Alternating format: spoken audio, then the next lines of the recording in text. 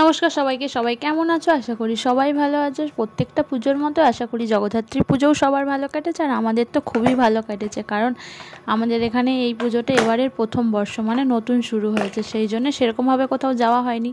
দেখো, প্রথমেই আমি এখানে মাকে মিষ্টি মুখ দিয়ে ভিডিওটা শুরু করছি।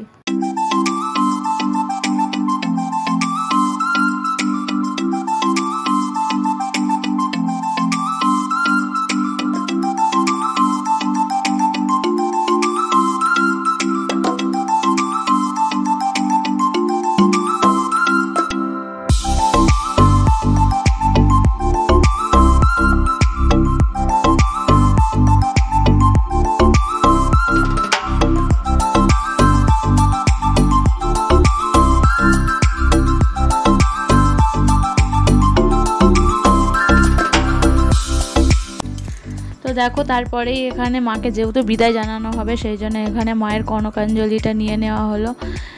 এখানে পাঁচজন যেহেতু ছিল না, এখানে 3 জনই আঁচলটাকে ধরেছিল। তো দেখো, এখানে চালটা দিয়ে দিল।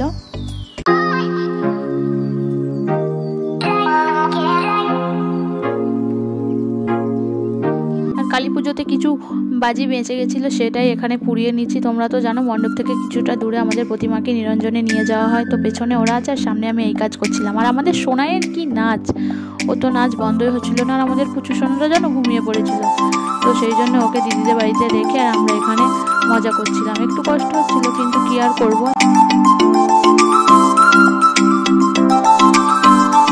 আর এখানে চলছে নাচানাচি, আশা করি তোমরা শর্ট ভিডিওতে সেটা দেখে নিয়েছো।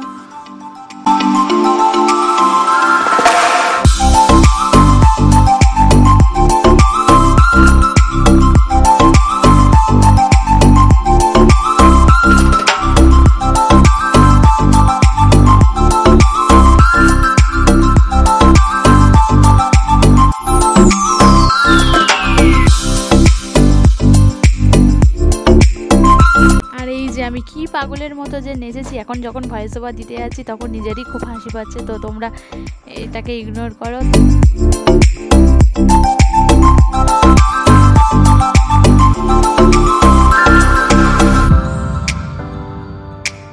দেখো, মাকে বিসর্জন দেওয়ার আগে এখানে 7 পাকে ঘুরিয়ে নেওয়া হচ্ছে, যেহেতু অনেক বড় প্রতিমা ছিল আর অনেকটা দূরেই যেহেতু আমাদের বিসর্জন দেওয়া হয়, সেই জন্য সবাই মিলে ঘোরানো সম্ভব হয় না। নাচানাচি কিন্তু এখনও শেষ হয়নি, নাচানাচি এখনও চলছে।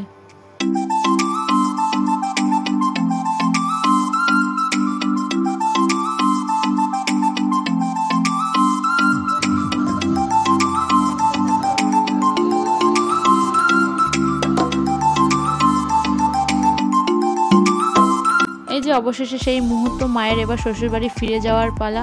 তো আসছে বছর আবার হবে। মাগো, সবাইকে ভালো রেখো আর তুমিও ভালো থেকো। তো দেখো, মাকে এখানে নিরঞ্জন দিয়ে দেওয়া হলো। এবার আমরা সবাই মায়ের সাথে সাথে ফিরে যাব বাড়ি। তো ভিডিওটা ভালো লাগলে একটা লাইক করে দিও। দেখা হচ্ছে পরের ভিডিওতে। সবাই ভালো থেকো, টাটা।